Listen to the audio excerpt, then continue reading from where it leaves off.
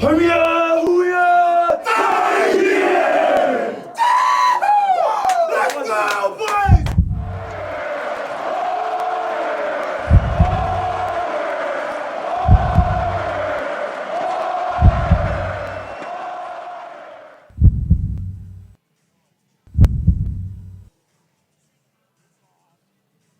Into Utah for week 2 of Utah Warriors rugby tonight. The Warriors taking on the Ontario Arrows all the way from Toronto, Canada. It is a cloudy, rainy evening. The diehards are out in full force. And after a fantastic crowd last week, it looks to be another fun one this week as the Arrows are in town to take on the Warriors. Jerem Jordan alongside former collegiate All-American rugby player and college football punter Johnny Linehan. Johnny, great to have you on the broadcast. Welcome. Arrows and Warriors. What do you think of the matchup tonight between these two? Well, I'm excited. Just like you were saying, Jerem, perfect weather for rugby. Not so great for the fans, but perfect for these two teams to battle it out. I think Ontario, obviously a young side. Coach Silverthorne was saying they have such a young side, but they also have some veterans on their team who have some international caps. The Utah Warriors, we know they're talented, but they haven't been playing together for so long, so it'll be interesting to see if they've been able to figure some things out of practice and put together a better product on the field. The Arrows are made of a lot of players that play in the province of Ontario at different colleges together. There's about 5 guys that have caps for Team Canada. So this is a quality team, a young team who will have a test tonight against Utah. Yeah, exactly. So it's going to be fun. I mean, they've been playing together for a lot longer than the Utah Warriors because this Ontario side, they only have 2 players that aren't actually from the Ontario area. So that will be pretty good for them to be able to put that together. But the Utah Warriors have some guys that have pretty impressive resumes, so it'll be an exciting matchup. Let's talk about what we know from the Utah Warriors. Last week played Glendale in the first ever game here. 9,000 plus in the house. That is the U.S. domestic rugby record for a crowd. Tonight looks like we could have a good crowd again, although a bit rainy, so thanks for hanging out with us here on the stream. The Warriors learned a lot from last week. What did you see from them that you liked last week? Yeah, so I really liked how they came out. The Warriors, they came out, they started with some fire. Obviously, they scored first. They put a big try up, which was huge for the fans, great for the atmosphere. But I saw them also, the things that I didn't really like about them is the drop-off. So kind of the fitness, the fatigue started to get to them, and then Glendale really took over and showed their expertise and skills. So hopefully they'll be able to figure some things out, and they'll be able to put together a competitive match tonight. Crowd is buzzing, getting ready for this one as the Warriors come into week 2, as you mentioned. Second week, we're going to see quite the lineup change for the Warriors, trying to find a little more dynamic play on the field tonight. Yeah, exactly. So obviously Coach Daniels, he's in New Zealand with his son's wedding, but I'm sure he's watched the film and maybe seen some players who he thinks can contribute to that. And so it'll be fun to see those players get an opportunity, and obviously as competitive athletes and pro athletes that want to keep playing. Let's talk about that because, yeah, it's rare that your coach isn't at the game, but Alf Daniels, the Utah Warriors head coach, said when he signed the contract with the Warriors, hey, my son's getting married in early April. I've got to be there. So he's in New Zealand. So Robert Randall and Mark Numbers will man the sidelines for the Warriors tonight. How does that affect a team when the head coach is gone? Yeah, so obviously coaching is a huge part of rugby, but unlike other sports in America, like the basketball, the football, rugby is so much more about the players than the coaches. So the coaches prepare all week, but at the end of the day, the coaches can't really play the game. So I don't think it will affect them too much. Starting lineups coming up, the national anthem as well. But first, let's go down to the field for some bagpipes.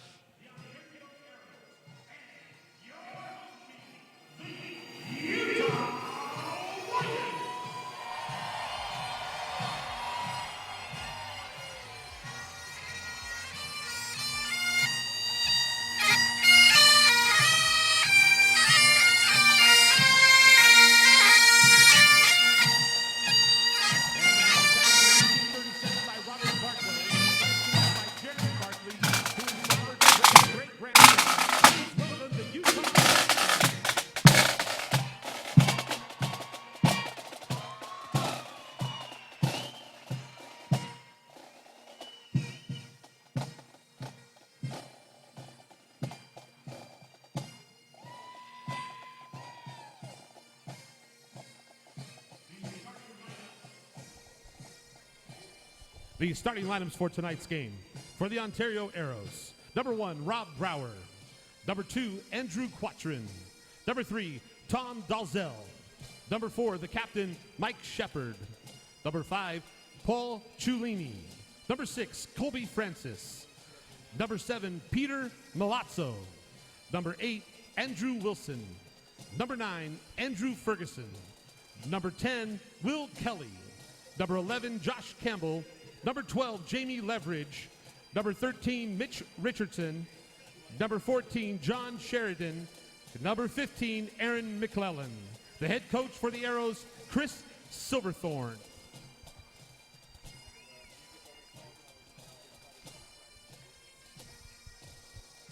And now the starting lineup for your Utah Warriors. Number 1, the loose head prop from Tokomololu, Tonga, Beka Hafoka. Number 2, the center from Auckland, New Zealand, Penny Pahulu. Number 3, the tight head prop from Fort Lauderdale, Florida, Alex Tucci. Number 4, the left lock from BYU and Farmington, Utah, Matt Jensen. Number 5, the right lock from Pelahaki, Tonga, co-captain Saya Uhilu. Number 6, the left flanker from Overland Park, Kansas, Kenny Scott. Number 7, the right flanker from Hamilton, New Zealand, and BYU, Win Elkington. The number 8, from Kalihi, Hawaii, Lance Williams. Number 9, the scrum half from Apia, Samoa, and the University of Utah, Don Patti. Number 10, the fly half from BYU and Suva, Fiji, Jared Whippy. Number 11, the left wing from Hahalalo, Tonga, Fetu Vainikolo. Number 12, the inside center from BYU and Auckland, New Zealand, the co-captain, Paul Lasike. Number 13, the outside center from Wanihunga, New Zealand, Paki Afu. Number 14, the right wing from West Valley, Utah, AJ Tuiniao. And number 15, the fullback from Vanu Levu, Fiji, Kisa Kalogata. Our head coach is Alf Daniels.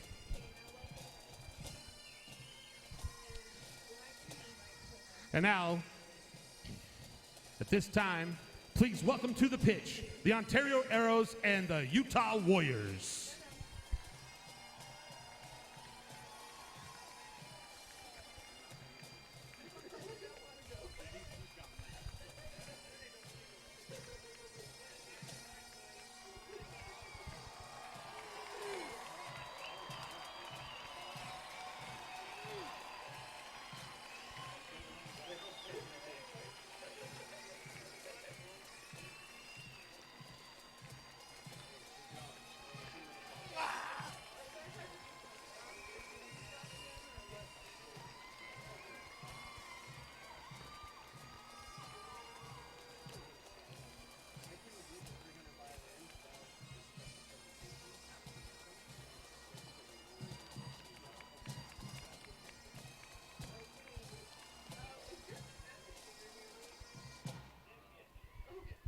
Now at this time, if you would all please rise and help honor our friends from the North with the Canadian National Anthem.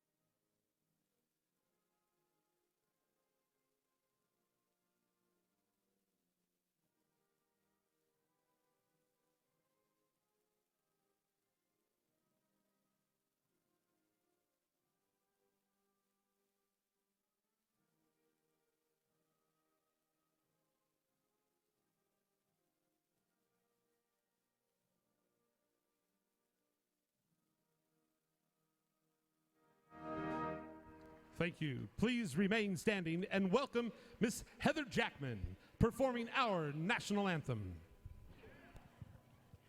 Oh, say, can you see by the dawn's early light what so proudly we hailed at the twilight's last gleaming, whose broad stripes and bright stars through the perilous fight o'er the ramparts we watched were so gallantly streaming, and the rockets red glare, the bombs bursting in air, gave proof through the night that our flag was still there. Oh, say does that star-spangled banner yet wave o'er the land of the free and the home of the brave? Thank you, Heather Jackman. Ladies and gentlemen, we have a special Thank you to Heather Jackman. Incredible. Fun to hear. Oh, Canada as well here. And here we go. The Utah Warriors and the Ontario Arrows. Ontario, a team that would love to be in Major League Rugby, aside from Toronto that would like to be added to the league. The Ontario Blues, they have a tremendous program with teams, youth teams, and this is the top team from the Ontario Arrows with that program. And excited to have them here in Utah for this one. I joked with Coach Chris Silverthorne. We brought our best weather. He said, best weather? We have snow on the ground in Toronto. This is nothing. So it could be worse. And Utah and Ontario about to get set. Our referee tonight is Derek Summers. He will be making the calls. And as we mentioned, Utah in the all black and red trim. Ontario in the blue, bit of gold trim. So here we go, a team from Toronto out to Utah to play, and the second ever game for the Utah Warriors here today. You heard the starting lineups a moment ago. Basically all new backs, with the exception of Jared Whippy for Utah. So a bit of a changed lineup. And if every sub gets in tonight, then every player on the team will have played for the Warriors. And in the first couple of weeks, that's kind of the goal in talking to the coaching staff, is see what everyone can do and get it developed and go from there. So here we go. Ontario and Utah, as Will Kelly lines it up for the Arrows, and we are underway in the first of a 40-minute half. Matt Jensen goes high into the air for the Warriors, and the first ruck of the game forms. Back to Jared Whippy with that left foot, high past the midway point of the field. Fullback Aaron McClendon takes it. Nice stiff arm, and then a good tackle by Fetu'u Vainikolo for the Warriors. Ferguson got that ball out quick. Ferguson, the scrum half, leading the way for the Warriors. The lock, Mike Shepard, the captain, has played with Canada's A team. And now the 8-man, Peter Milazzo, breaks a few tackles, looking to offload to somebody. No one was home. Tom Dazzle is tackled. A little bit of territory here for the Warriors. Colby Francis. Defense in place for the Warriors. A run inside by Shepard. And a penalty goes to the Arrows. Offsides on the Warriors. Yeah, so kicking for points immediately, so the Arrows trying to get on the board quickly. Yeah, exactly. Smart move. Great play by Ontario to put together some phases, feel the things out, possess the ball, using the experience they have in the forwards, and then kicking it out to the backs, and then catching the Warriors offside. So this would be a heat check early on here for Will Kelly.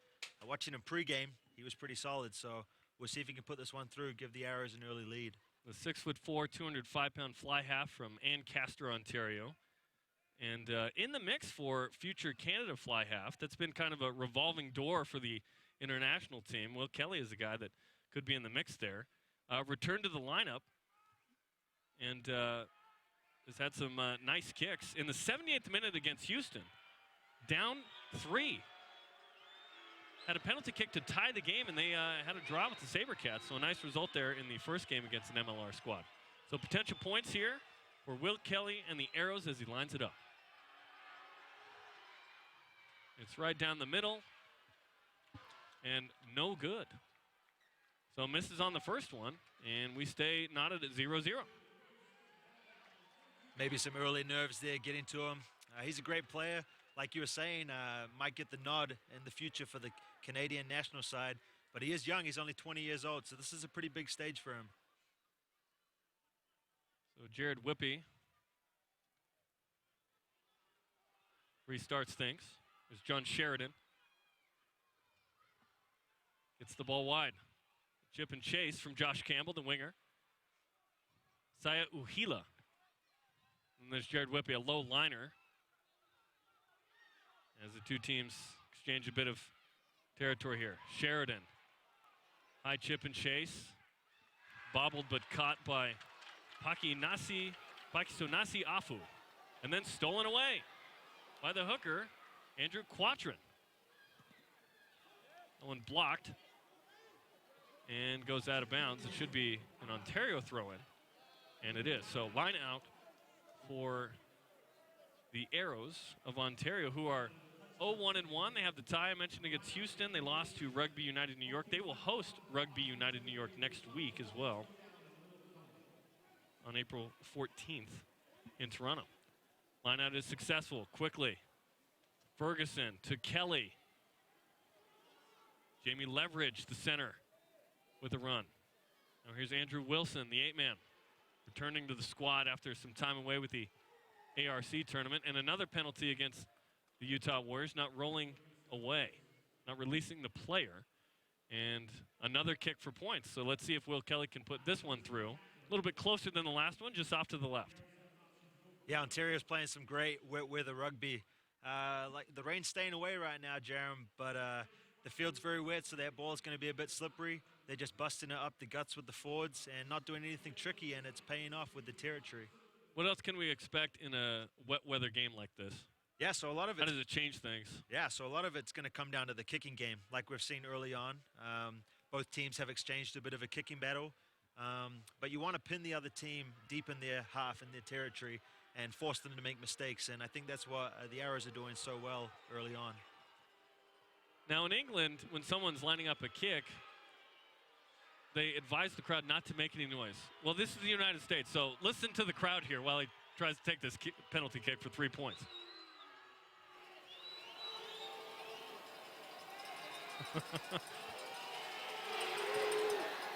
And Will Kelly, in spite of the noise, makes that one. So missed the first one, which looked like it was down the middle. Gets this one to go, and here we are in the 6th minute, 3-0 Ontario on the penalty kick from Will Kelly, who attends McMaster in Ontario there. He was a 2-time first-team All-Province player. 20 years old, Canada U20 guy. Another look at that kick through the pipes. Always good to be the road team all the way from Canada getting on the board first. Yeah, definitely. An ideal start. Definitely. You want to get on the board first, kind of get the nerves away, get that confidence for this young team. Andrew Wilson tackled by Matt Jensen. As the Warriors yet to really possess in their own half, let alone the 22. Box kick up high. And Utah draws a penalty.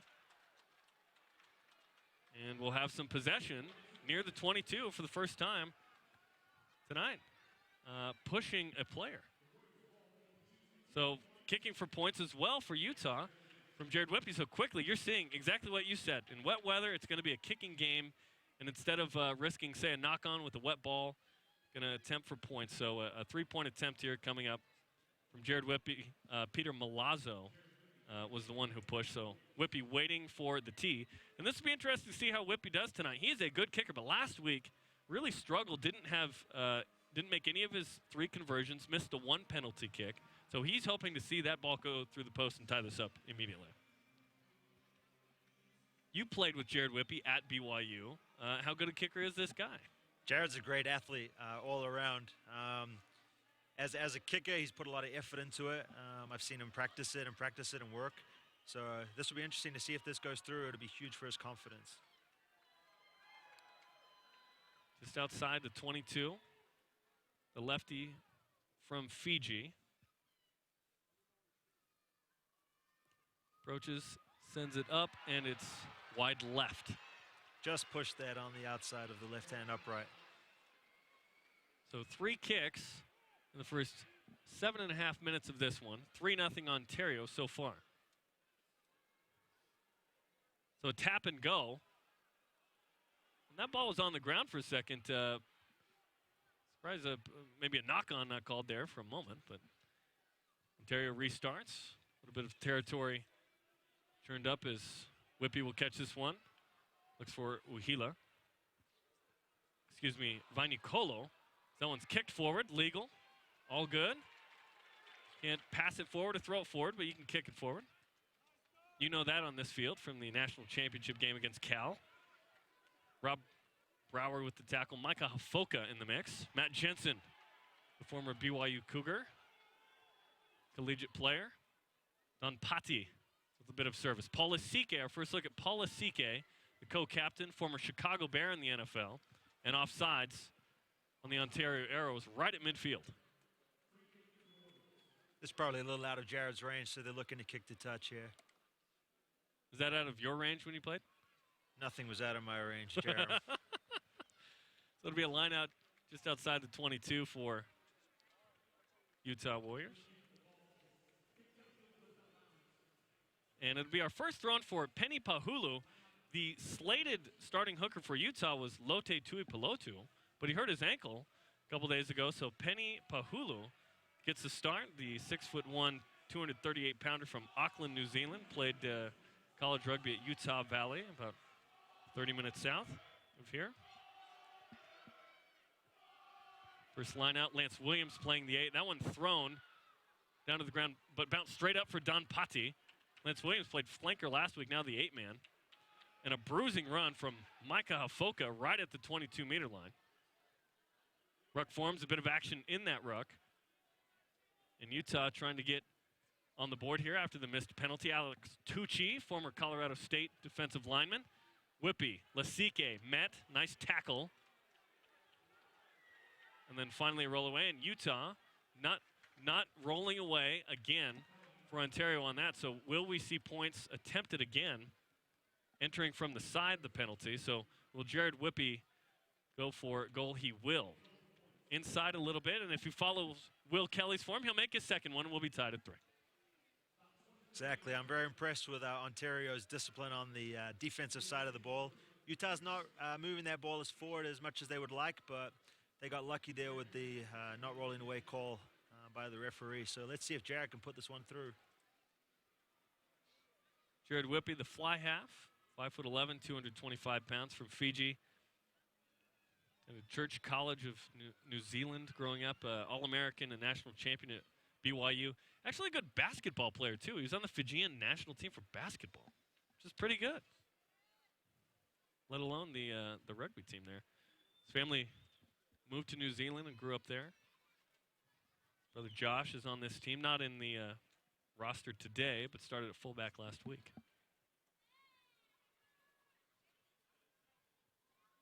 Jared Whippy trying to tie this one up. And he does so. The first made kick from Jared Whippy. First 5, not as memorable as the 6th. And we are tied at 3-3 here in a wet game with 4 penalty goals attempted in the first 11 minutes.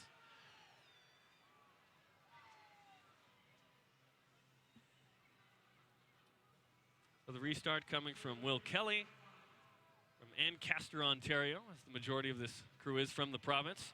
And Matt Jensen went up to grab that one, got bumped in the air, and I believe it was from a penalty on that play. when a guy goes up in the air, you can't infringe upon his ability to catch that ball unless you're going up for it as well. No wrapping on that one. So a free kick taken by Whippy. He'll kick it into touch, out of bounds, and it'll be a line out for the Utah Warriors, who are 1 for 1 on the night. Well, last week at this point, Utah Warriors had defended for about 10 minutes inside their own 22, inside their own 5 against the Glendale Raptors. Today, a little bit more expansive across the pitch, which is a good sign. Patti. And that ball was forward. The lineout wasn't straight, so the whistle came after Patti, the ball came out. So it'll be a scrum to the Ontario Warriors. What are you looking for in this scrum between these two teams in the early goings of this match? Yeah, so interesting look. They've moved the left winger over behind the scrum half, so it looks like they're going to come out to this near side that we're sitting on and play some expansive rugby. But also it'll be interesting to see what they do. The middle of the field is a great place to get a set piece, so I'm sure they have a play worked up that they've been working on at practice, so now it's time to execute it. Scrum half, Andrew Ferguson taps and gets it in there, and then a big tackle lifted up off his feet, but it was Jared Whippy with the tackle. And here's Colby Francis, who's thrown down by Paul Lasike. Will Kelly, and then the center, Mitch Richardson, with a bruising run. There's some nice tackling going on right here. Tackle by Kenny Scott as Ontario continues. Andrew Quatrin trying to get out of the way, and a penalty against Utah. Tap and go. Wanted to go quick, but they're going to bring it back. Derek Summers said not rolling away, so they're going to stop play for a second. And we'll see if the Arrows kick into touch for a line out here. And they will. Looks like Will Kelly will get a lot of action tonight kicking the ball. Goes into touch, and a nice kick. It's going to be a line out inside the 22, about 15 meters out for Ontario with their best position on the field so far. Yeah, so from this point of the field, great kick into touch by Will Kelly. Now it's up to the forwards to secure the line out, get a big maul going, and see if they can push it close to the try line. Maybe keep it up close for the backs to do their work. Ontario 2 for 2 in the lineouts. The maul forms. Essentially blocking for each other, trying to push forward. Great drive. Still going. Utah getting, they're a little high, not low enough. That ball getting near the goal line. Now the ball's out. The maul ends. Got advantage. Playing advantage. Utah with the tackle. They had a pretty good style. That ball just taken away by the A-man, Andrew Wilson, and he's knocking on the door. The Arrows trying to get the first try of the match here in the 15th, now 16th minute. And a try. Ontario scores to make it 8-3. Use the line out effectively, and they get in the try zone. Great build up. That's a credit to the forwards. Great play by the forwards. Where the rugby, secured the line out. Great maul, kept it driving to the line, kept the patience, pushed it over. Great forwards try, great play by the Arrows. And Will Kelly will line up for the conversion as Ontario took the lead 3-0. It was tied up, and Mike Shepard, the captain, is the man who got it in. He scored a try against Houston, and it's 8-3 conversion coming up. Let's toss it down to Johnny in the stands.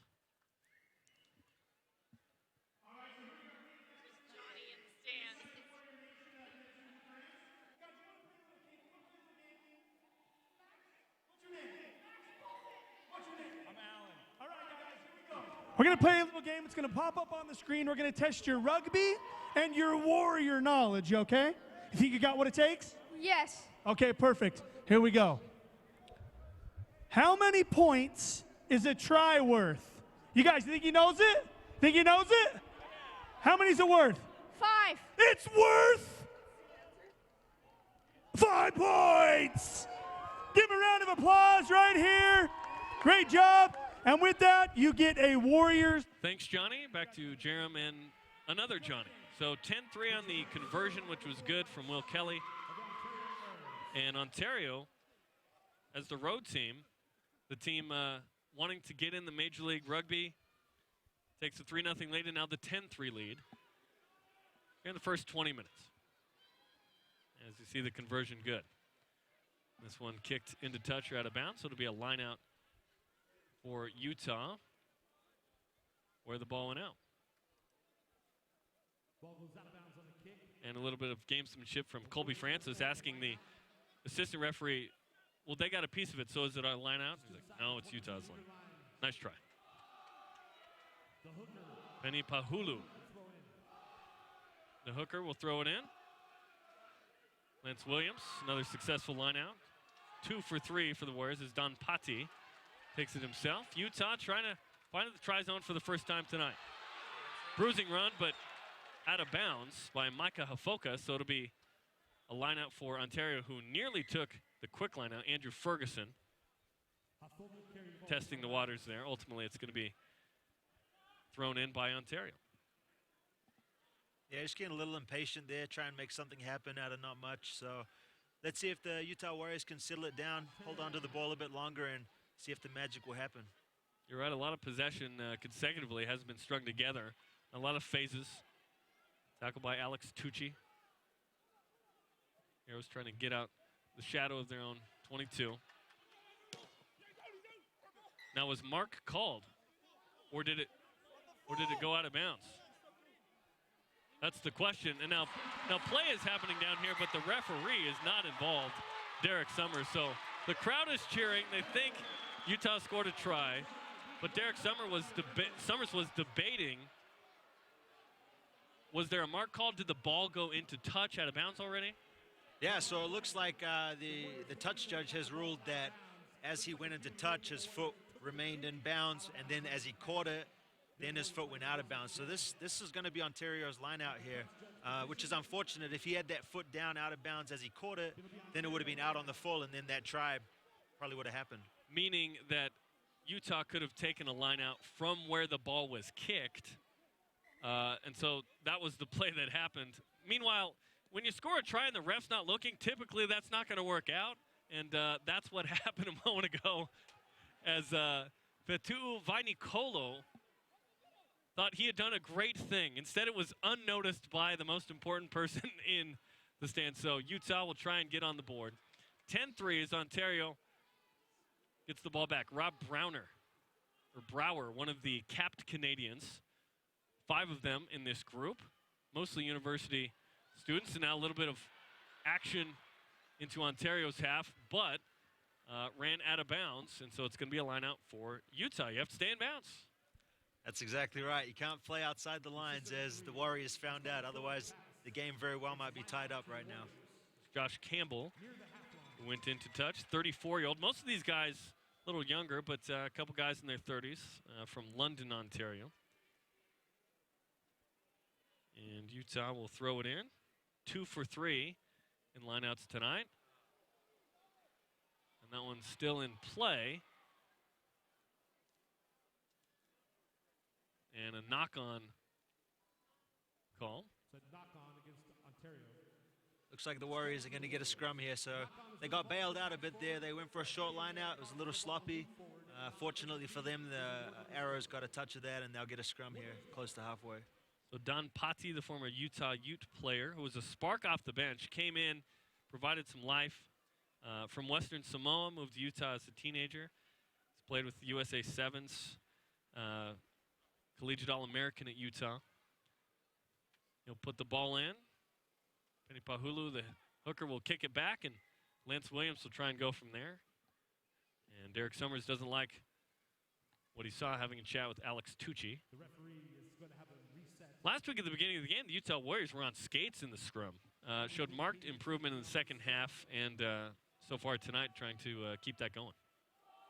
Yeah, keep an eye on here, number 14, AJ Tuineau. He's going to come in, and they're going to try and make something happen in the midfield.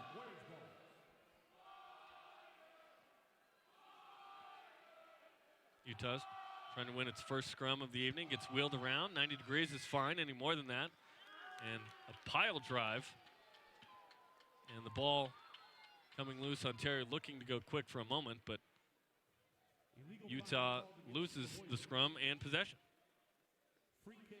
Yeah, great scrum there by Ontario, really showing their dominance in the forward so far over the Utah Warriors. So, especially in conditions like this, they're going to keep it with their veterans, with the experience, and with their strength, which is in the forwards.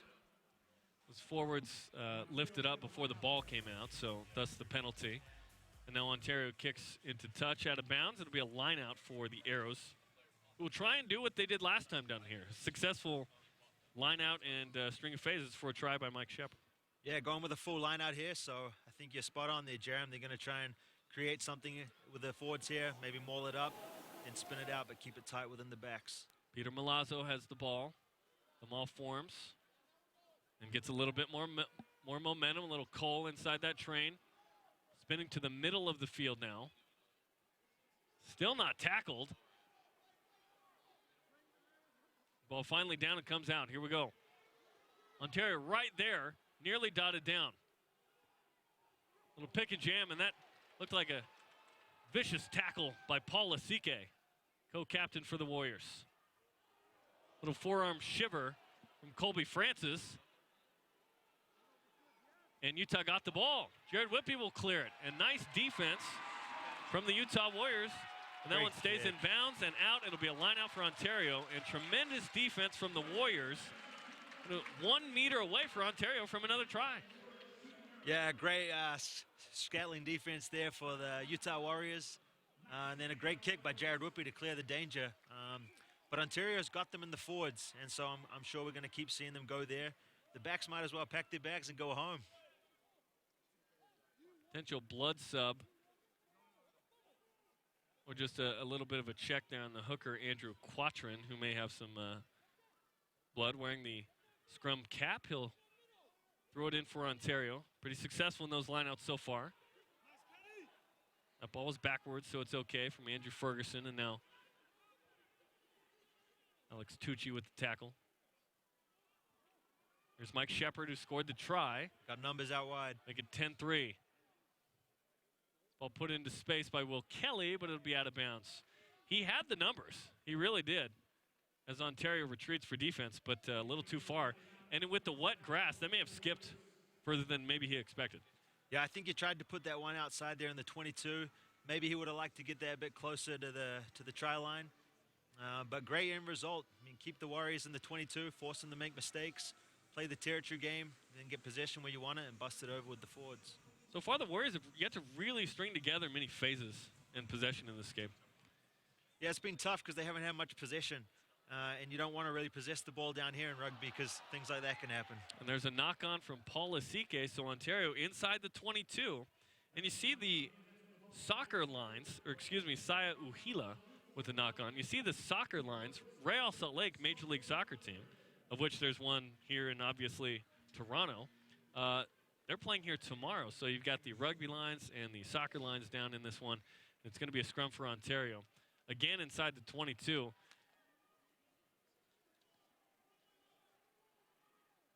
Hey, Warrior fans, don't miss the new wave to financial freedom. To see why, over 300,000 members have already joined. Visit nui.social.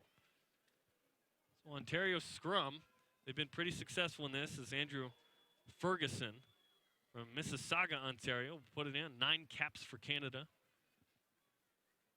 And the scrum collapses. Derek Summers have a chat with the guys. What's the interaction like as you were a back, but when you're waiting for those forwards to do their job and get that ball out? Yeah, so it's a little bit of nervous excitement. You know, you have your play called, and so then it's up to you to execute. So I always liked calling the plays where it would go to Jared Whippy, who was playing on the same team as I did, because he could always spark something, make something happen, and then I wouldn't have to worry about doing anything. And look at this dominating scrum. Wow. By Ontario, just pushing Utah over right here. Got advantage, so it's essentially a free play. Wide, the winger, and the ball came out. And I believe it's going to be Josh Campbell had an opportunity there to get it inside, but it is a Utah Warriors penalty.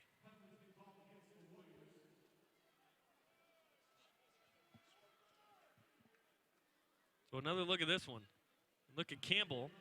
Ball popped out, and maybe advantage was being played up until that point. So they'll bring it back. Not holding up the scrum. Yeah, interesting decision here to go for a scrum, on a penalty this close to the line. Will Kelly could obviously have another easy three. They're going for a scrum to try to push it over. But after that last scrum, why not, right? Exactly. No, this is great. Playing to the strengths. Not trying to do too much, doing what they know is going to work, and that's in the forwards. Ferguson, the 2013 MVP at McMaster University in Ontario. Much Puts better it in, scrum. goes wide to Will Kelly. Kelly offloads, tackle, dotted down, and another try. I believe it was Josh Campbell, the winger, who gets the redemptive moment, and another try, make it 2. 15-3 Ontario after that second try by the Arrows. Great build-up. Looks like Mitch Richardson is actually the guy who gets it, the center. Yeah, Mitch great build-up. Richardson. Dots it down, came loose afterwards, but all it has to do is touch the white chalk before it pops out, and you got it down. So that's another 5-pointer. Let's see if Will Kelly can tack on the extra 2. Richardson has played for Canada's A side. 21 years old, 3-time first team All-Ontario University Athletics All-Star. And you look up and down this roster and you're seeing a lot of provincial All-Stars from the universities in Ontario, about 12 of them, plus some other veterans, some capped guys. So this is a quality side coming out of Toronto, and so far so good if you're an Arrows fan. 15-3 in the 29th minute as Will Kelly tries to tack on another conversion. Made his first one, this one a little bit tougher, but he gets it to go. 17-3 Ontario. Great kick. Being down 2 tries, it's going to be really tough for these Warriors to come back, but let's hope they can do something. They got about 11 minutes before halftime. They got to spark something, get some confidence going into the dressing room. Another look, good height, plenty of distance, and through the uprights with the 2-pointer. So about 10 minutes to go here in the half. The Warriors have a penalty goal to their name. They're down 14. Here's Dunpati. Jumps up to catch it. Nice stiff arm, gets some territory. And Utah looking to string together something for the first time tonight. Polasike rumbles his way through. Kenny Scott over to Alex Tucci, who lets the ball go backwards. And now Ontario has it back.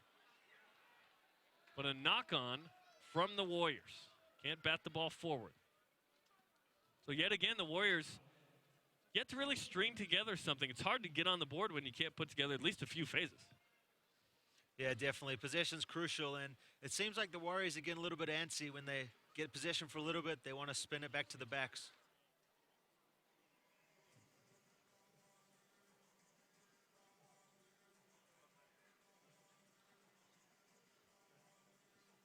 Okay, scrum coming up for Ontario, who's had a ton of success. Special thanks to Intermountain Sports Medicine.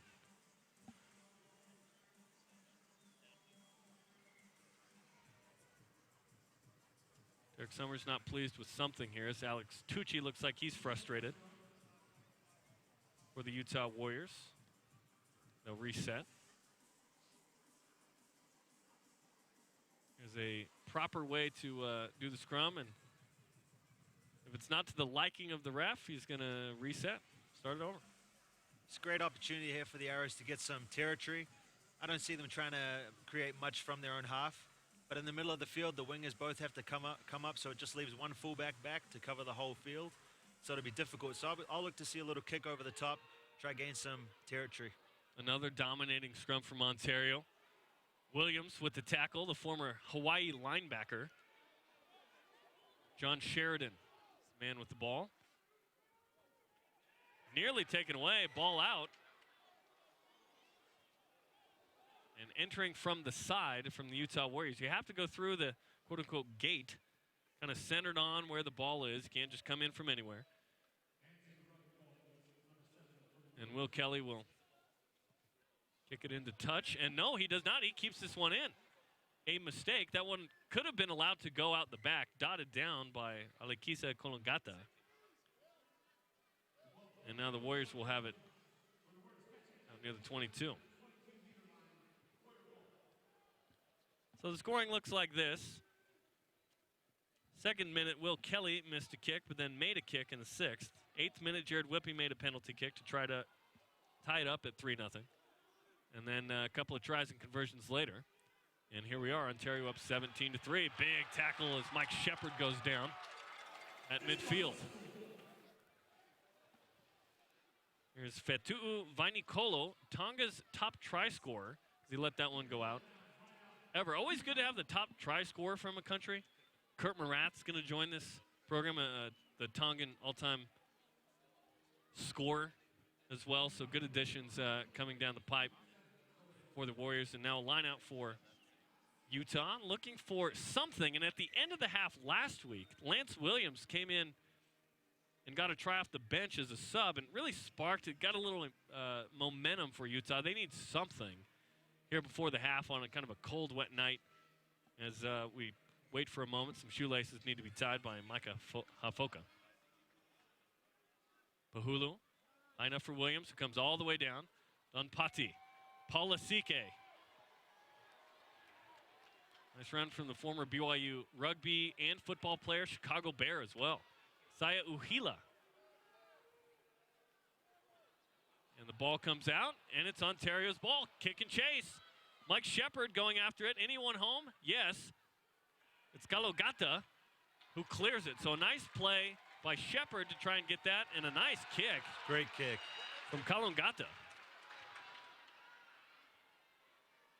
And the Arrows with a chance to do something here. This ball loose for a second.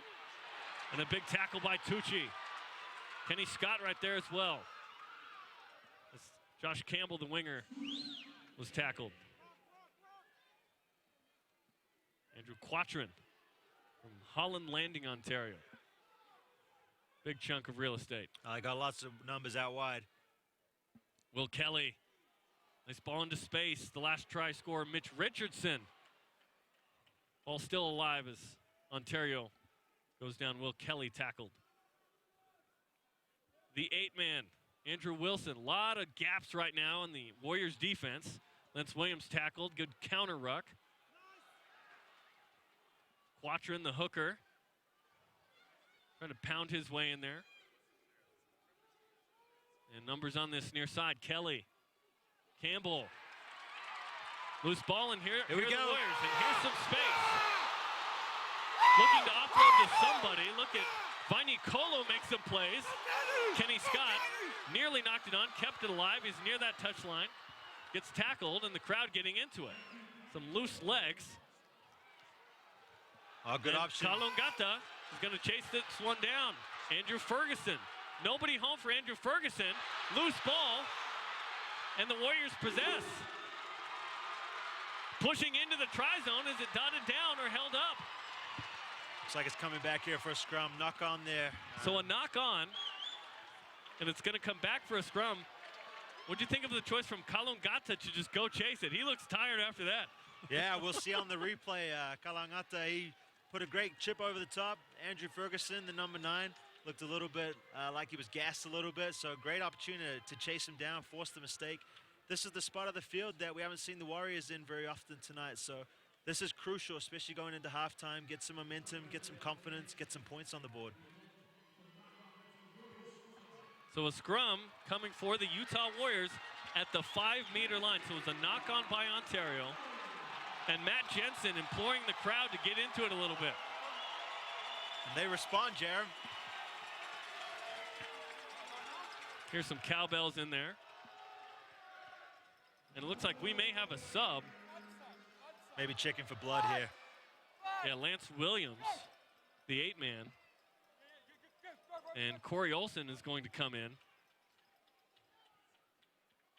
And yeah, the blood streaming from the right eye of Lance Williams, the former Hawaii linebacker. So he'll come out. Corey Olson, typically a lock, will come in. And so Saya Uhila, who's a lock, will play the 8-man now.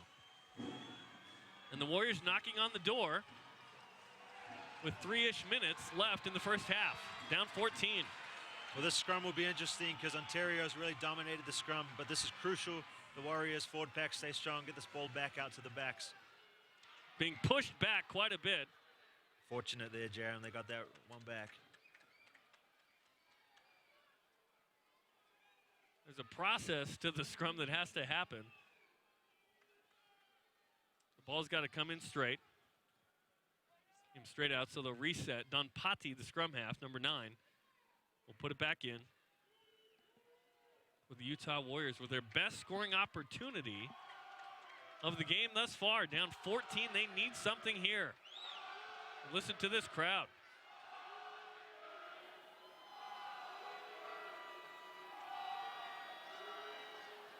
Ball is in, and Ontario takes it away. And Will Kelly kicks into touch. That's Utah unfortunate. not able to take advantage. Yeah, they really got to take advantage of that. They got bailed out here, a little bit of a short kick there by Will Kelly, so maybe the lineout's going to be better than the scrums here for the Warriors, but they really got to take advantage of those. 5 meters out, you got to get those balls back, get out to the backs, get something close in, get it working. And Utah has substituted Ray Forrester into the game at hooker for Penny Pahulu. So a couple of subs in for the Warriors. And still 2 minutes left in the half. Near the 22. Trying to cash in.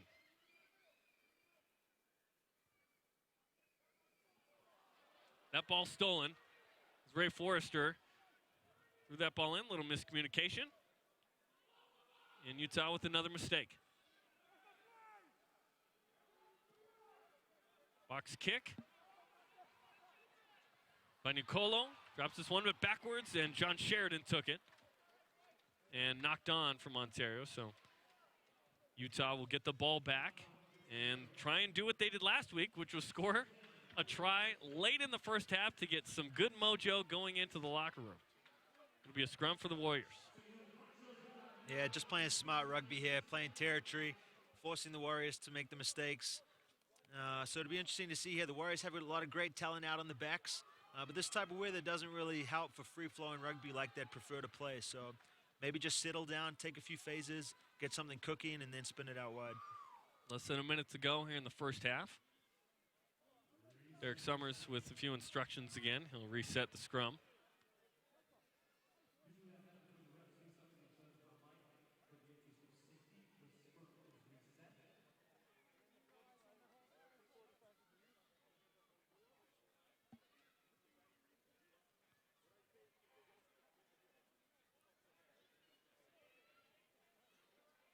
So the scrum resets, and Ontario will put it in, and that reset right there turned up about 30 seconds, so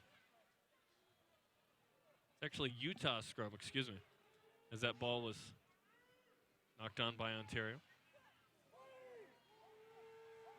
Danpati put it in, and that scrum getting abused right now for the Warriors. It's unfortunate there. Looks like the ref called him pulling down the scrum. Looked like it came out the same tunnel, so unfortunate the Warriors didn't get to reset that one. But nevertheless, Ontario is dominating those scrums, and I'm sure at halftime they'll speak about that and just keep continuing to do that. Yeah, at this pace, it's going to be a long night for the Warriors unless they figure some things out in the scrum, as Will Kelly will kick into touch, and we'll see if Derek Summers blows the whistle or if he allows an opportunity here for Ontario outside the 22-meter line. Already up 17-3 on the road.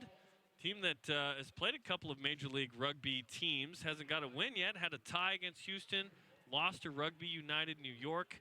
Looking for a win here against the Utah Warriors, who lost last week to the Glendale Raptors 42-15 in the franchise opener, and an opportunity granted Will Kelly to the center Jamie Leverage right at the 22, so into a bit of extra time here.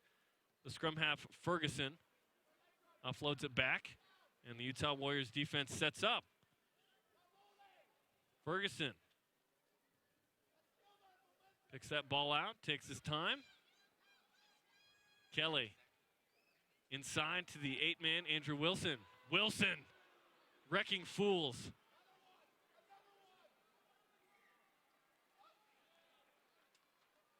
And a knock on. And that's the half. So 17-3. Ontario up 14 points. Couple of tries. Utah got a penalty kick to tie the game at 3 early, but ever since then it's been all Ontario. Utah with a few opportunities inside their own 5 meters. Didn't take advantage, really dominated in the scrums. And Utah with some things to chat about. Alf Daniels, the head coach, not here, but unless the wedding's tonight, I'm sure he's watching. So Alf, if you want to just text us, we'll get the message down to the guys.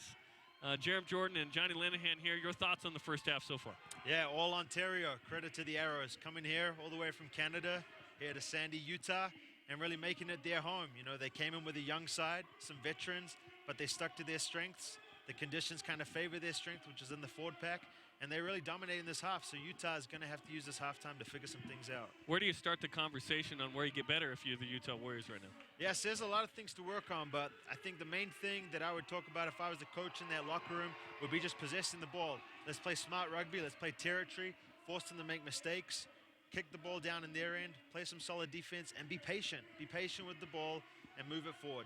Ontario is used to snow on the ground if they're training outside, so they're used to the slippery ball, but I think they've taken advantage of the weather and the field conditions right now.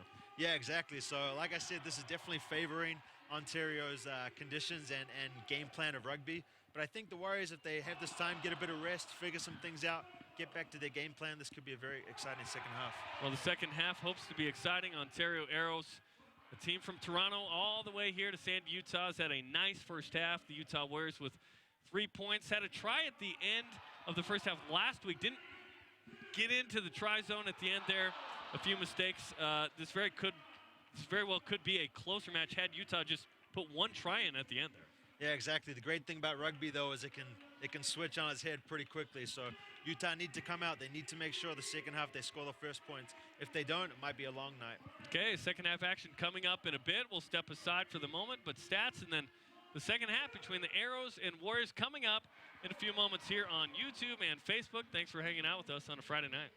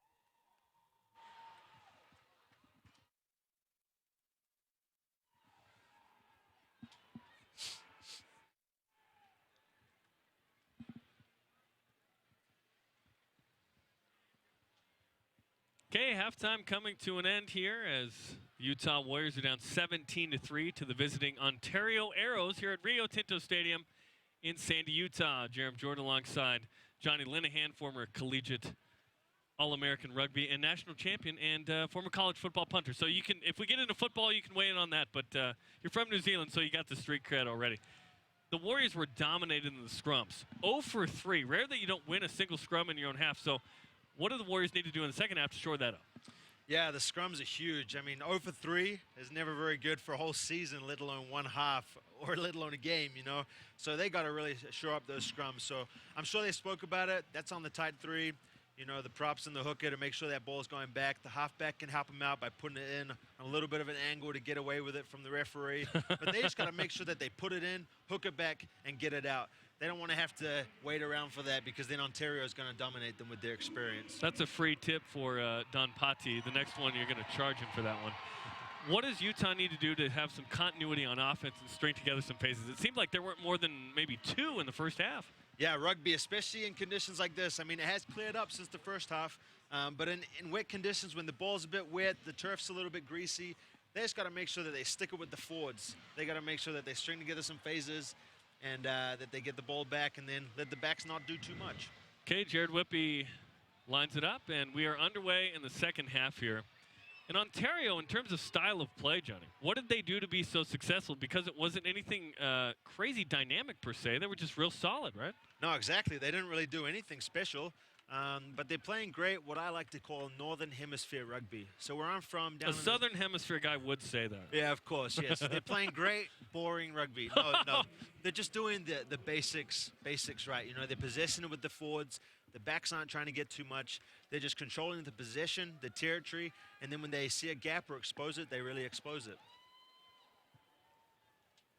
Okay, so our first scrum of the second half, as Don Patti puts it in. Let's see if Utah can win a scrum. They were 0 for 3 in the first half. I'm sure that was a point of discussion and a reset coming on that one. A couple of stats in the first half. Lineouts, Ontario 7 for 7. The Warriors 4 for 7. So another one they need to be better at. Scrums 4 for 4 for Ontario. The Warriors 0 for 3. Penalties 4 for the Arrows, 5 for the Warriors, and knock-ons 4 for the Arrows, 2 for the Warriors. Yeah, your set pieces are crucial. If you can't get those right, kind of creates a bad flow for the rest of the team. And so those set pieces, this is a big one for them, especially at the 22, inside the attacking half. It's going to be a good one. A string of phases and even a try would be tremendous right now.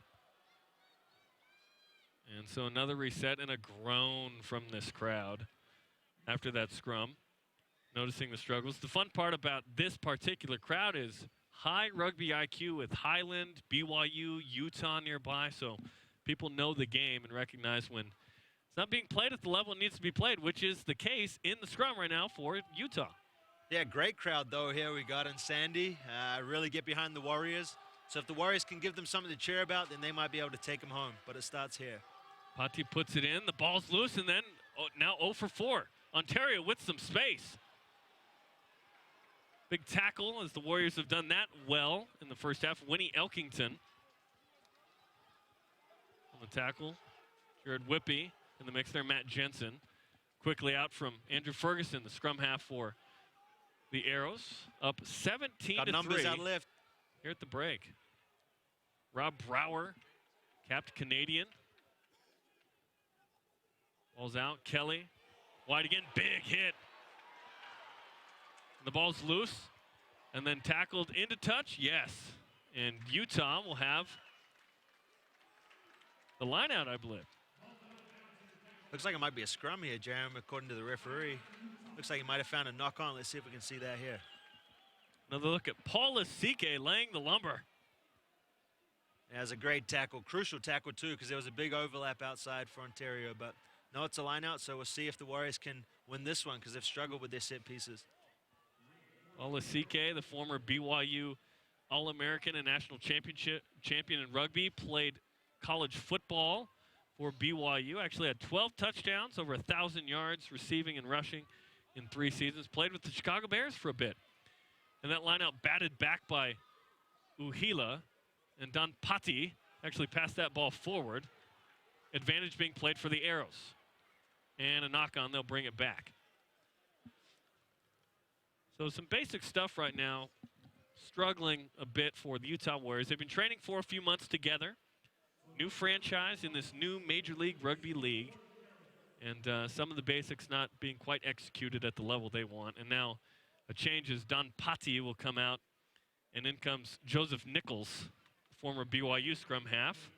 And Don Patti will step out and 0 for 4 in the first 4 scrums of the night. So a change made at the scrum half position.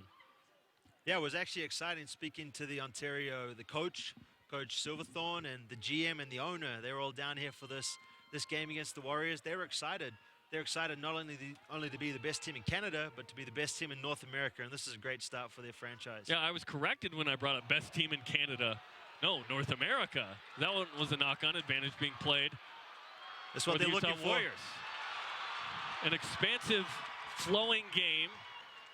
And now numbers on this side for the Warriors as the ball gets recycled. In a second phase, let's see if it can be 3. Going quick here. And tap and go from Joseph Nichols. Whippy, Lasike. Churning his way inside the 22. Tackled by Rob Brower.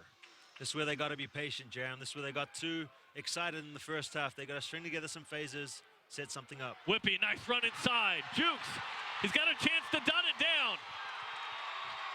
Right near the try zone, Utah trying to get their first one of the night. Got advantage. This is great for the Warriors. They got a free play. Ball's in the try zone. Is it down or being held up? It's just outside. And a penalty against Ontario.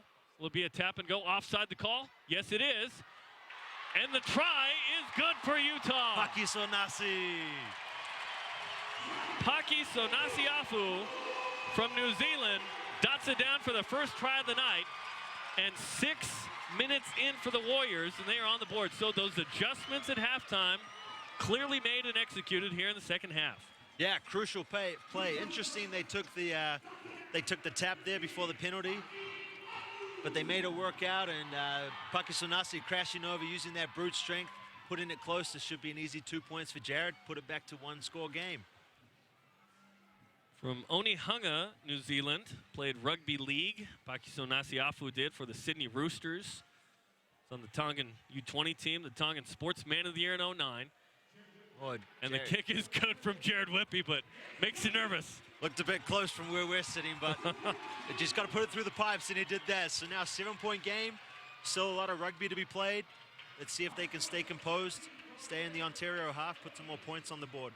And that was nice for Jared Whippy, too, because he didn't make any of the 3 conversions last week. And he puts that one through. He put a penalty kick through. So he's seen the ball go through the pipes a couple of times. And the Warriors right back in this, 6 minutes into the second half, 17-10, Ontario up. Yeah, so that might have been the halftime adjustment. They might have spoken the coaches about playing more in the territory, because I think this might be the first time that the Warriors have been in their own half. So let's see how they play now after having that try, if they want to put it back down at Ontario's half. This crowd's alive. Another nice crowd here. Last week, 9,100 plus, the domestic U.S. rugby record from this crowd here in Rio Tinto in Sandy, Utah for the Utah Warriors in the first game ever. Tonight, the second game ever. Big hit. As down goes Jamie Leverage, the inside center. A little bit of space. Lance Williams back into the game, has that flowing hair loose now after he was a blood subbed out for a moment in the first half. A little bit of juice. Warriors step. They got to use it or they're going to lose it. Nearly held up. And now the Warriors take advantage. So you get tackled, and you've got to, as Lance Williams says, let's go. Gets the crowd into this game. He's firing up the crowd, but you want to know what will not fire the crowd up if they can't win their first scrum of the match, Jerem. So this is a big scrum because they got the crowd behind him. They got the momentum. This is a great attacking platform here for the backs to spin it out, work with something. So they got to get it. The forwards got to get this done.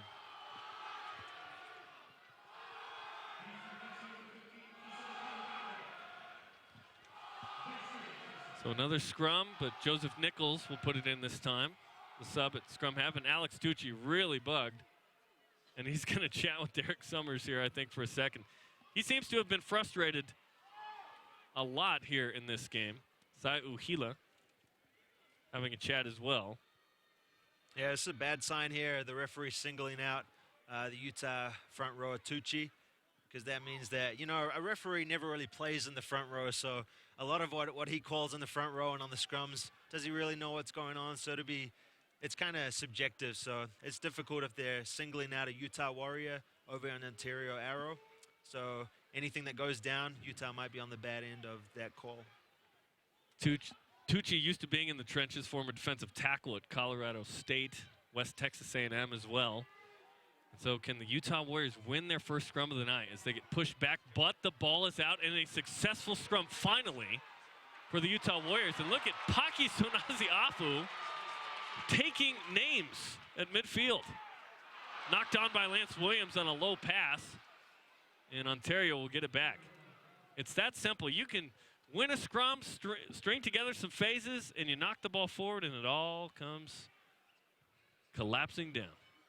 Yeah, it's difficult there, Jeremy. You got to make sure that the forwards, you know, they get around and not trying to let the backs do too much. It seemed like they got a good run up the field and they wanted to spin it wide, and the pass was just a little off the money and caused the knock on. So I think Utah needs to go back to the forward pack, let the forwards bust it up the guts a bit, and then let the backs, a.k.a. the pretty boys, do their job and score the points. A.k.a. the pretty boys. Nice. You just happened to be one of those back in the day. Might have been the prettiest. 50 minutes into this one. Sean Windsor into the game for Ontario. Going blindside. Lance Williams is pushed back a bit. And the Arrows trying to get some possession here. Brower took that and offloaded it. Warriors got a penalty. Inside, Uhila wants the ball. Got to tackle someone, and then you got to let go. So Jared Whippy will kick this into touch. Yep, holding on to the ball. You have to let that go as well. Everyone just let go. The ball, the tackler, everybody just let go, okay? Yeah, it's easy in theory, but when you're out there, you're trying to get that advantage, you know, trying to hold on to it an extra second longer or stay off your feet. But if the ref's right there, you gotta be able to protect your team, and if he catches you off, then it can be pretty detrimental, as we see now. The Warriors are in Ontario's half, and now let's see if they can win a line out and make something happen. So a Utah lineout. Substitution Ray Forrester from Nelson, New Zealand, former BYU Rugby All-American. Expecting a baby girl in June. Congratulations to he and his wife. Couple of subs, Patton Lynott and Marcello Wainwright in on the front row for the Arrows. Up 7 here in the second half. Line out won by the Warriors.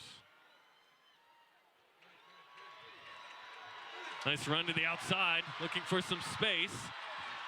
Well done by Fetu'u Vainikolo. The all-time leading try scorer in Tonga history. Alex Tucci holds on to it. Ruck forms.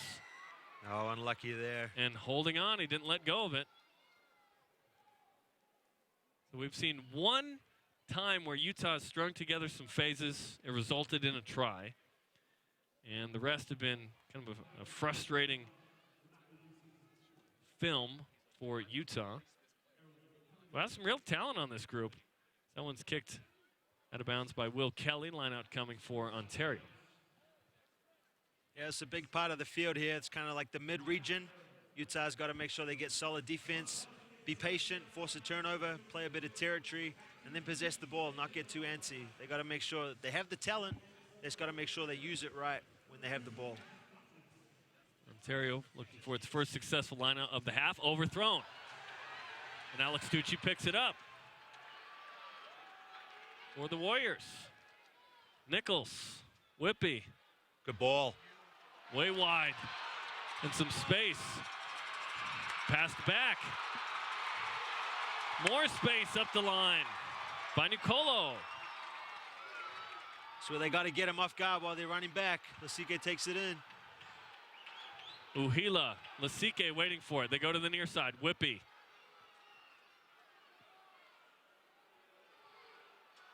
Ball's low. Paul Lasike picks it up.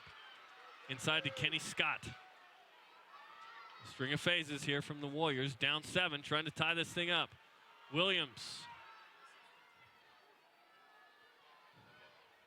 Nichols going to the other side. Whippy. This one wide, into space. Tossed over the top. And Oh, he's got him for a dangerous tackle. This might put Ontario man in the bin here. And we'll see if there is indeed a yellow from Derek Summers here. Didn't initially give it, as we have a Utah Warrior down. I think he's a little unlucky here. Obviously didn't mean to do anything vicious, but There's he the yellow. went in with his arm and caught him in the wrong spot. So into the sin bin for a dangerous tackle. Looks like it was Pakisonasi Afu who was the one that was tackled. And the Warriors will play 15 on 14 for 10 minutes. You know, this is a crucial spot here, Jaron, because they obviously got a forward sent off now for 10 minutes. So that's going to help them with their scrums, maybe with the lineouts. So now they're playing against 14, but more importantly, they're playing 8 forwards versus 7 forwards. So let's see if they can utilize that. And it looks like Tom Van Horn's probably going to come in. And Corey Olson's going to come in for Lance Williams. So Williams looks like done for the night. Tom Van Horn coming into play as a forward. So there are an even amount of forwards there. Big D Construction is proud to sponsor the Utah Warriors and help build rugby in our community, a proud sponsor of the Utah Warriors. So the man with the yellow, Rob Brower.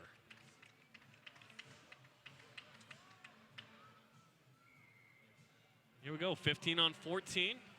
And here's the restart. Utah trying to tie the game. Big tackle. Warriors taking off his feet. Nichols. Back to Whippy. Pakisonasi Afu, who had the try. Whippy chipped forward. Racing near the edge and then knocked on by A.J. Tuiniao. And out of bounds, it'll be a line out for Ontario, but the pressure right there and a nice attempt from Jared Whippy to chip it forward. Yeah, that's okay. I mean, a line out in the 5-meter line here for Ontario, that's exactly where you want to be if you're going to turn the ball over. So let's see if the Warriors can force a turnover on this line out, get the ball back. At the very least, they probably should still get it back in their own half. Ania was going for the catch and dot down and nearly got it. Line out won by the Warriors. Big tackle near the 5-meter line. The Warriors will try and relieve the pressure here, and they do. Will Kelly kicks it into touch. Good clearing kick there by Will Kelly. Get him out of pressure.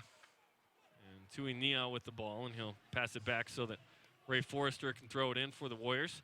Well, much better play from the Warriors here in the second half. What's changed? Yeah, I think they just realized, hey, you know, if we stick to our game plan, and I don't think they've changed too much. They've just hung onto the ball a bit longer and really trying to get us some phases. I still would like to see them do more with the forwards rather than kick it out to the back so often. But the backs are where the exciting parts happen, and they obviously know that. They got some exciting players on each wing, so they're trying to get them the ball. But they just hold on to it, possess it a little bit longer. This could be their night. Kenny Scott, Nichols, Josh Whippy. Good kick. Crossfield kick. Knocked on. Advantage played, and then a kicked ball down the field. Joseph Nichols tracking it down. And he'll pass it back to Jared Whippy. Whippy assessing. Interesting decision. Goes back. Wilkington. Now into space in the middle of the field. Lots of space here. Great The kick. chip. And Who's a got run the after wheels? it. Fetu Vainicolo. And the Arrows pick it up and will take it back. And Alex Tucci with the tackle. Made plenty of those at Colorado State in football. Getting sloppy here from both teams, but who's going to settle it down, play the field position game? Tackle by, good counter ruck by the Arrows. And the Arrows chip and chase here a little bit. And some space for the Warriors. Down the sideline. And into the try. Great try there. Is that Vainicolo? That's a great try. Fetu Vainicolo scores the try, the second one of the match. And the Warriors have a chance to tie this one up. Warriors full of life here, Jerem. This is exactly what they need. This is a tough kick, but Jared has a chance to tie it up. But even if he doesn't, this is a great momentum shift here for the Warriors, and let's see if they can keep building on it. I mean, going into almost the last 20 minutes, so this is going to be difficult. This is where the fitness kicks in. So let's see if they can hang on and keep pushing over and get that win. And look at the evasion of Vainikolo, passing 4 or 5 arrows en route to the dot down, and the all-time leading try score in Tongan history. Tacks on his first try as a Utah Warrior. Yeah, well, that's exactly why he's the top try scorer, because that was a clinical finish there by Vainikolo. Really good play there from the Warriors. You can see their game plan is just to play expansive rugby. In the first half, those conditions didn't allow it. Even now, it's still a little bit difficult because it's so wet and slippery, the ball. But they just hang on to the pill, they get it out to their playmakers and touch it down. So this could be a very exciting last 20 minutes, Jeremy. 17-15. Jared Whippy trying to tie this thing up. A tougher kick with a dot down on the edge. And now the perpendicular distant try, or conversion rather, from Jared Whippy coming up to tie the game at 17. As the leg. Wide right. So 17-15, Ontario holds on. Spring Hill Suites by Marriott South Jordan, team hotel of the Warriors. So a couple of tries here in the second half. One conversion on that for the Warriors, who have some life and have 12 unanswered points to make this a 2-point game. Here we go. Matt Jensen, high in the air, the former BYU All-American. A man who works for the aforementioned Big D Construction. Polasike offloads to Paki Sonasiafu. A more expansive game being played by the Warriors here in the second half. There's a kick, and the fullback takes it, Aaron McGlendon. Ball stays in. And then finally a tackle out of bounds. Getting it a little loose, but frankly, I think that has benefited the Utah Warriors in the way the game is being played. We talked about the style of play in the first half for Ontario, how it was very simple but precise, and that yielded 17 points. Kind of the ragged, random play here in the second half has benefited the Warriors. Yeah, the Warriors are definitely taking advantage of that extra man they have on the field, really utilizing that because they had to substitute a back off, right, to put 8 forwards in. They're really utilizing that and making it 6-on-7, and it's getting exciting for the Warriors. So even though they don't have the lead, they have all the momentum, so they just got to make sure they capitalize on that with points. And they have taken advantage of the yellow card, 15-on-14, by the way, with Rob Brower sitting out the past 7 minutes. And a substitution here, Mike Smith will come in. A couple other arrows waiting to come in. Alex Glickston, one of those guys. Kyle Lagaska going to come in a minute as well, as Rob Brower sits out and watches. And now we're going to have a scrum for Ontario, I believe. No, it's going to be a Utah scrum. Joseph Nichols, has his ball insertion into the scrum been better than Don Patti? Because in the first half it was 0 for 3, and then all of a sudden Nichols comes in, the scrum's been better. Yes, I don't know if you can say better because you're actually not supposed to give yourself an advantage. But well, at halftime you gave him a little tip, though, didn't you? Yeah, I'll take all the credit. You're not supposed to, and Derek Summers having another chat with, okay, here's the mark, let's go. And you see Angus McClellan in at prop on the right side for the Utah Warriors now. So both teams getting a bunch of substitutions, some fresh legs in on this crisp, damp, wet night here in Sandy. Utah, Polasike had a bruising run against Navy that went viral at BYU. Looked similar for a second. Jared Whippy. Great play, Jared. Into space. Good pass. Goes outside. Great ball. And Utah dots it down and has all the momentum. And for the first time tonight, the lead. His twin brother, Josh Whippy. Just like that, Utah takes the lead.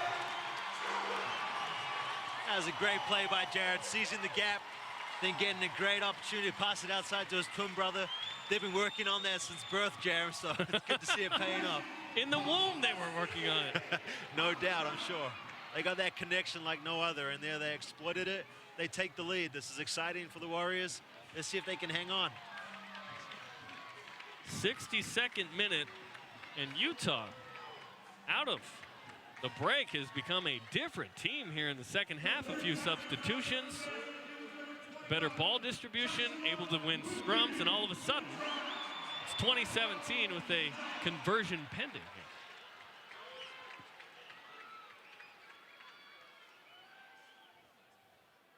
Jared Whippy will line it up. Josh Whippy, you mentioned, another former BYU All-American, born and raised in Fiji. Walked onto the BYU football team for a time. You can relate to that. Yeah, I mean, just what I was You saying. earned a scholarship, though. He never ended up getting one. Both the Whippy brothers are great athletes, as we're seeing right there, and they probably have that attitude that they can do anything, you know, and so hopefully they can do what they want to do tonight and bring the boys home. Ball's going to bend, but not enough. Just wide left as Jared Whippy, frustrated, throws his tee back into the bench. So 2017, 4 points left on the board, the last couple of conversions, but the Tri-Zone has become a friend to the Utah Warriors here in the second half after scoring just the first 3 points to tie the game at 3. And here we go, 2017, with 17 minutes left in the contest. Matt Jensen lifted by Ray Forrester for the reception. And Joseph Nichols from Zimbabwe over to Saya Uhila, the co-captain. Jared Whippy, Sessin kicks. Caught at the midway point of the field. Ontario trying to make something happen. One gobbled up. And the Arrows trying to answer Utah right now. The 17 unanswered points by the Utah Warriors here in the second half. Otto Soares proud to drive the Warriors where smart money buys. The takeaway by the playmaker Fetu'u Vainikolo. And the Warriors are in business. That one bounces backwards. Looks like Pakisonasi Afu for a moment was injured, now back in the fray. And Ontario took that ball back. Angus McClellan, USA Eagle with the tackle.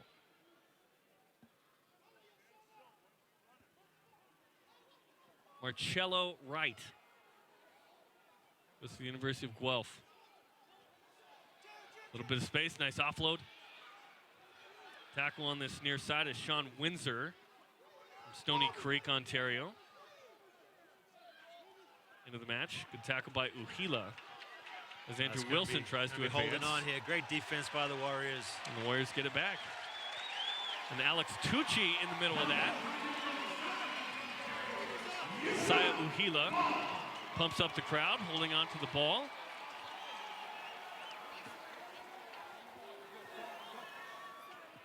And Rob Brower finally allowed back in, so the 10 minutes off for the dangerous tackle.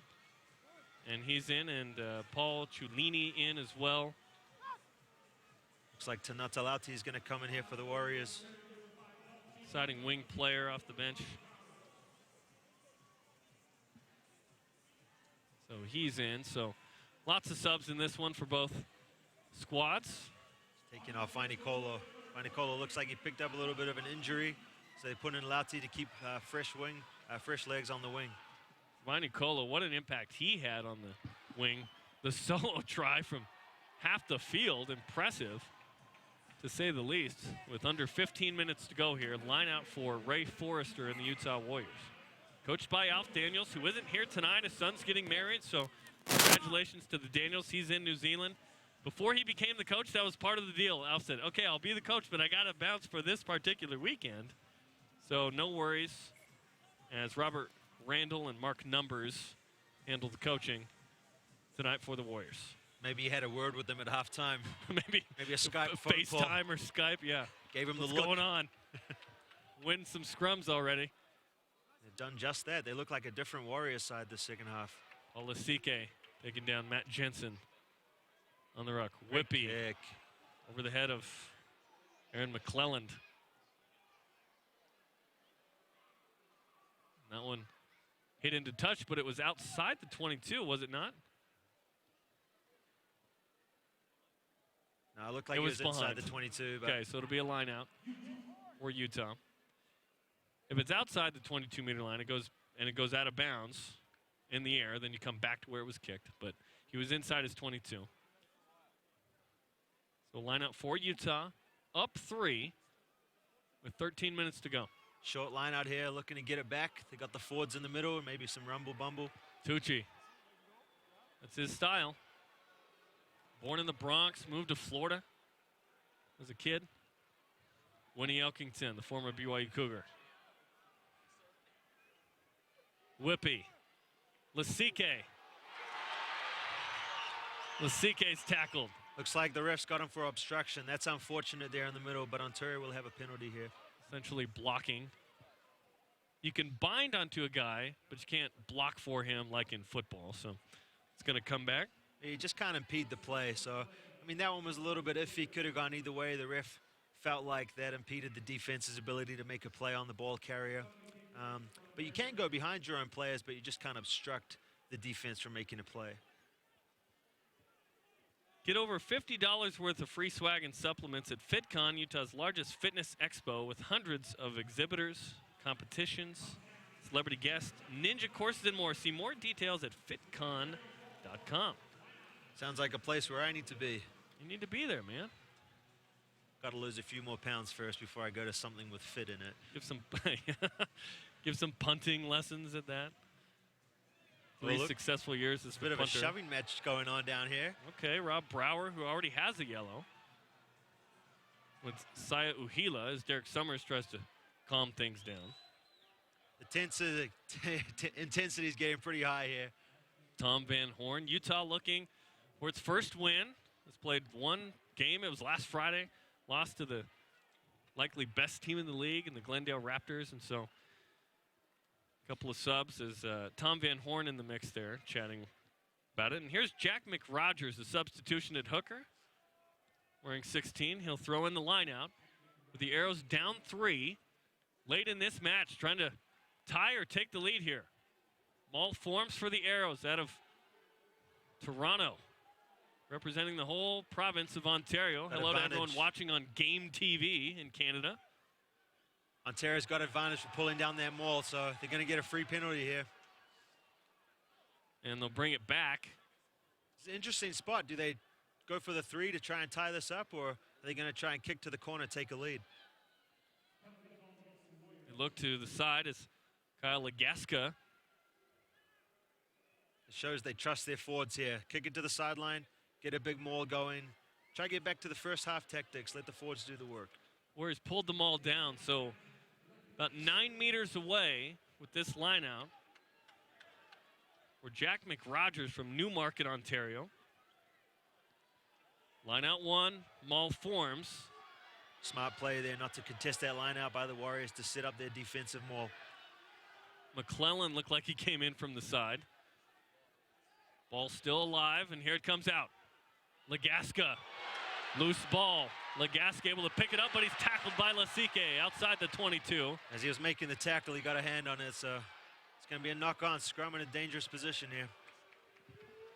So Ontario continues to knock on the door. A couple of mistakes from the Warriors. Crowd doesn't like it. Yeah, the crowd doesn't like it, but it's the right call. It's just unlucky. He didn't mean to knock it on. He just got a hand stuck in there as he went for the tackle. So big scrum here. With under 10 minutes to go in this match. Utah up 20-17. Yeah, this is a tricky spot on the field to defend as you're a back, because it's all one-on-one tackles here. It looks like they've overloaded the left-hand side. So they have an overlap there, but not much space, so we'll see what they can do with it. Sub Alec Glixton from London, England, not London, Ontario, into the match. Got advantage here for a penalty. It's a great spot to do something free and then have a free shot at the sticks. Tackle by Ray Forrester. Arrow's going to pick and jam here, get some territory.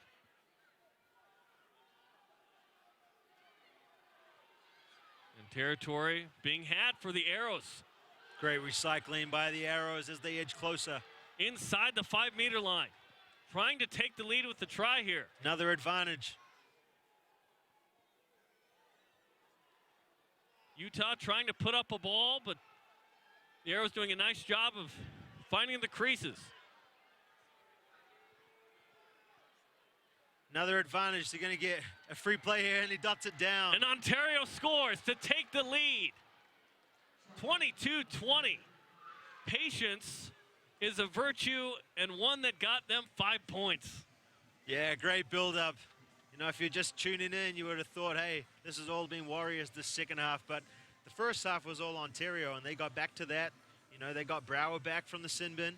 Then they got the Fords going again, and they just pushed it over. So the Warriors got to do a better job at recycling that ball.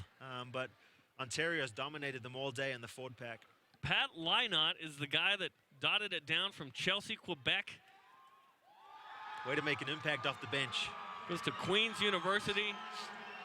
And at 22-20, and the conversion is good as well. 24-20, Kyle Legaska from Toronto puts it through, and now the Warriors in a position where they need to get a try here, or a couple of penalty kicks here in the 73rd minute. The first score of the second half takes the lead in dramatic fashion here in the final couple of minutes for Ontario. So we'll see what Utah has in the tank.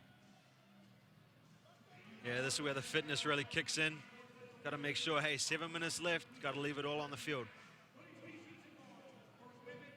Jared Whippy, the drop kick from midfield. It's a great kick. Matt Jensen with the tackle for the Warriors. Get over $50, excuse me.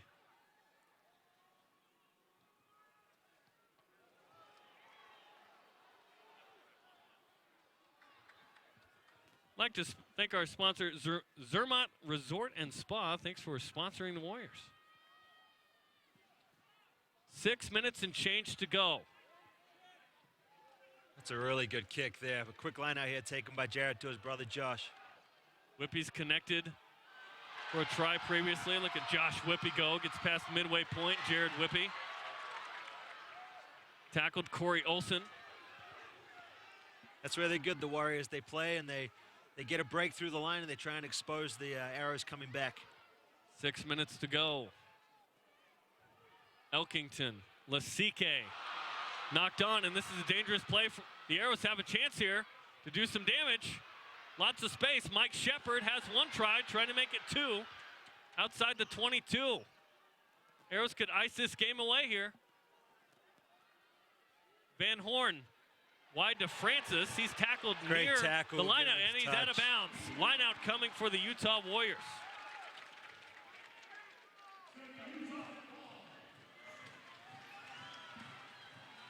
The clock keeps ticking. 5 minutes and change to go.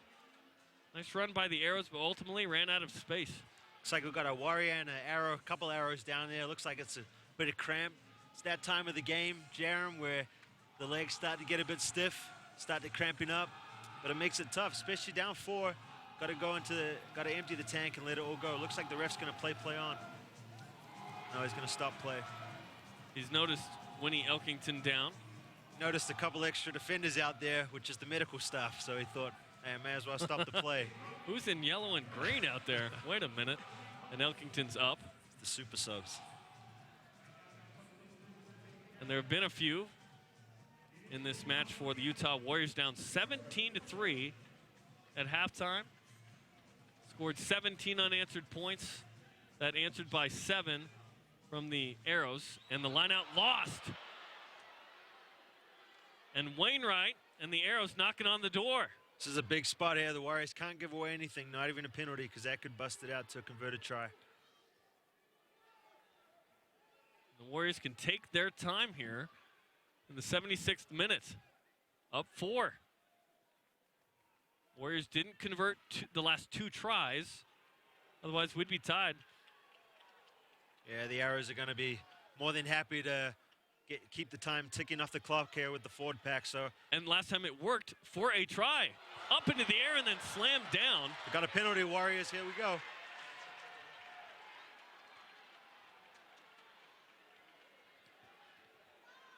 He took him and put him on the ground. My goodness, this was vicious. He jumped, and Ray Forrester, you can't jump over the ruck, so that's the penalty. Yeah, it's a great message. You're not coming through this gap. So great tackle there to keep him back. Now the Warriors got to make sure they put this into touch. They get the line out. They play the field position, be patient. Not much time left, but they got to score a try. Nice catch by the fan in the stands. Put her on the field.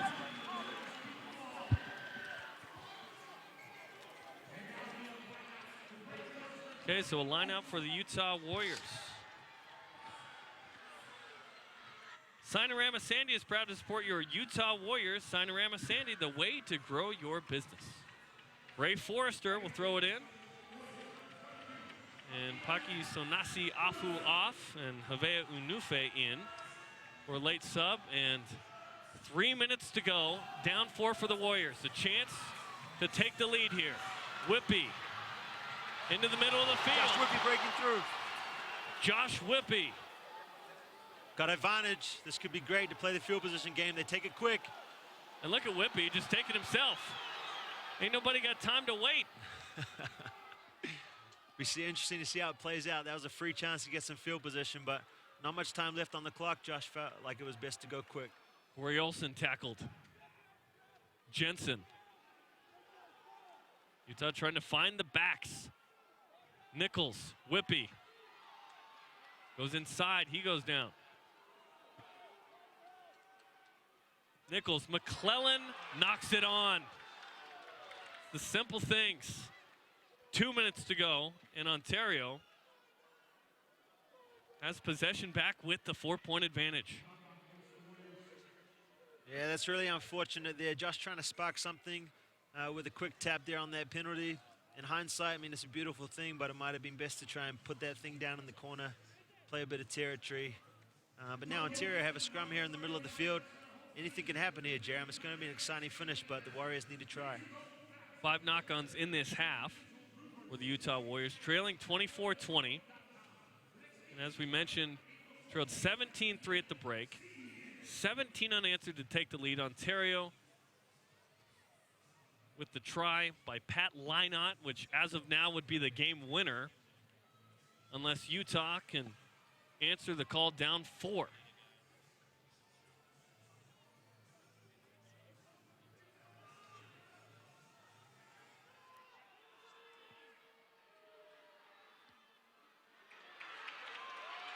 Great scrum by the Warriors. They earn a penalty. Great scrum here. This is exactly what they needed And going for into the final 2 minutes. For the first time tonight, they win a defensive scrum there and in the perfect time. And it gets this crowd into it. Some of them on their feet here in the final minute. Coach has got to just figure out how to get those juices flowing for the whole 80, not just the last 10. Player popped up, so Utah wins that. And like you said, maybe kick into touch and get a line out here, and that's what Jared Whippy will do. See how aggressive he is down the field. And this is near the edge. And oh, it went out at first. It looked like that was going to stay in. Got a bit cheeky there, Jared. Excellent kick. Great kick. About 15 meters out for the Utah Warriors, who are looking for a try to win this match. It would be the first win in Utah Warriors history. You know, this could be the last sequence of the game here, Jerem, so it's important that the Warriors, they're obviously excited to get close to the try line, put it over for the win, but they got to stay patient here, recycle the ball. Matt Jensen with the grab. And the Warriors are in business. Nichols, Whippy, Lasike crushes the opponent. He's tackled. Approaching 80 minutes. We're in extra time now.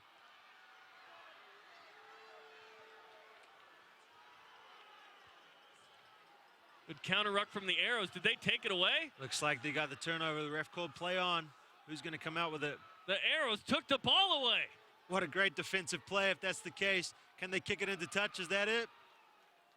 That's it. The ref has the time, and that's it.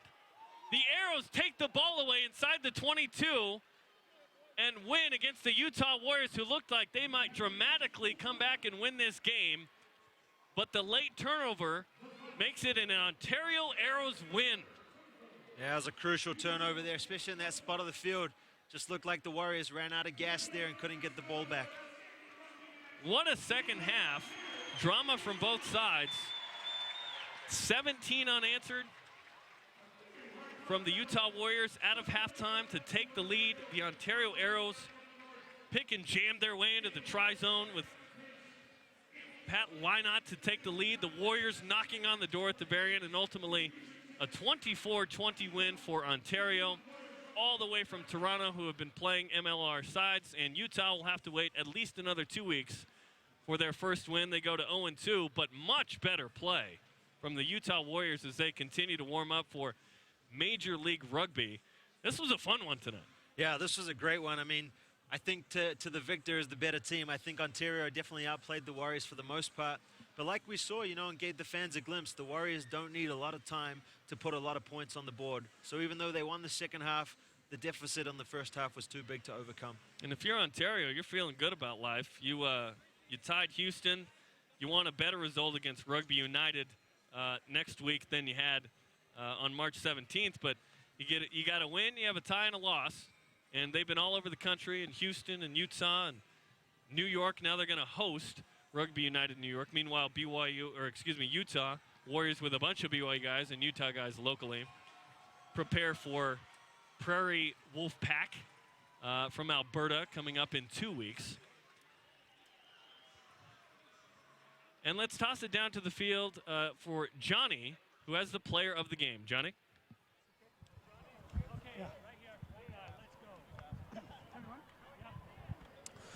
All right, on behalf of Rockwell Watches, we want to present our man of the match to Paul Lasike. Let's give a round of applause for these Warriors.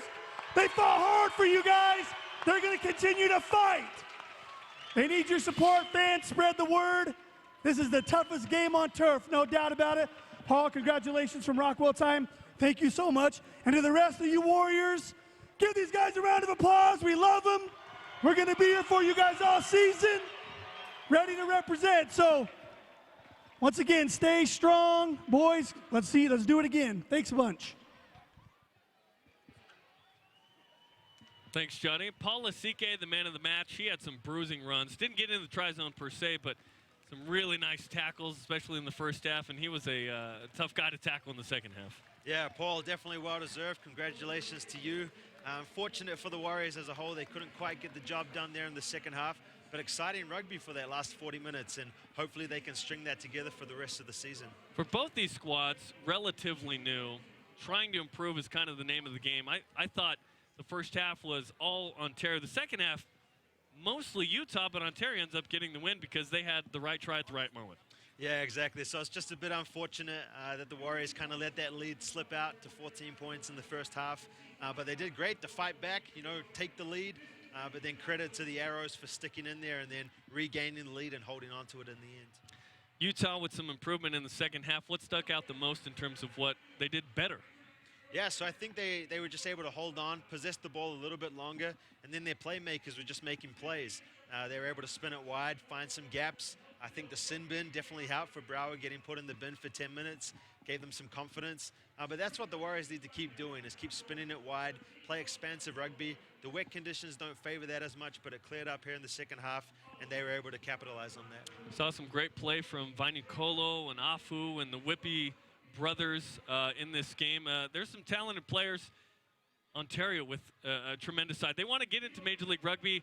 So far, they look like they fit in on the field, which is fun. So should be fun to see them play different teams. And now the Utah Warriors wait for 2 weeks to play, rest up a little bit, and then hope to kind of build on what we saw tonight. Yeah, exactly. So that's going to be a good one. We saw a lot of injuries between this week and last week. So maybe they can throw some ice packs on those and get the bruises away and then be ready to go in 2 weeks. Well, we had a fun match tonight. It was a wet one initially, kind of dried up a little bit. Good crowd again, and Ontario Arrows win this one 24-20. Thanks for joining us here on the YouTube and Facebook channels for the Warriors. And hello to those watching on Game TV in Canada. I'm Jerem Jordan. He's Johnny Linehan saying so long from Sandy. Ontario takes down Utah 24-20. Good night.